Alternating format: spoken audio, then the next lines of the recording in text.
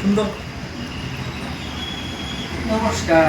কি করিয়া শ্বশুরে বয়ে থাকি, শ্বশুর চলে না, মানুষ আইয়ে দেখে দেখে যায়, দায়িত্ব নিতে চায় না, সরকার যায় বান্ধাকপিতে মাছ খেয়ে গেছি, এটাও নিতে চায় না, আলু হয়েছে 10 টিয়া, এটাও নিতে চায় না, মরচে হয়েছে গিয়া 15 টিয়া, এটাও নিতে চায় না, শাকের মুঠি 2 টিয়া 3 টিয়া, বাজারে গেলে বলে খায় 10 মুঠি 20 মুঠি 10 টিয়া, আঁকো পারলে লইয়া ব্যাগ করার বই তখন কি করবা, গড়ে গেলে দে বউ ভেদানি আর বাইরে তাইলে দে বেটানি ভেদানি, কোন দিকে যাইয়া অনেকটা বুদ্ধি করতেছি। ও খাইতে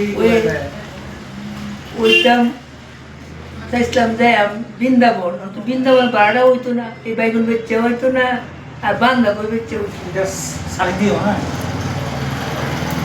তখন কি বুদ্ধি করে চলবাম, কাঁচা কলা দিলাম দিকান্দা, কাঁচা কলা দিয়ে দিঘা না খাই বলে কাজ করবো, কাঁচা কলাও খাই না।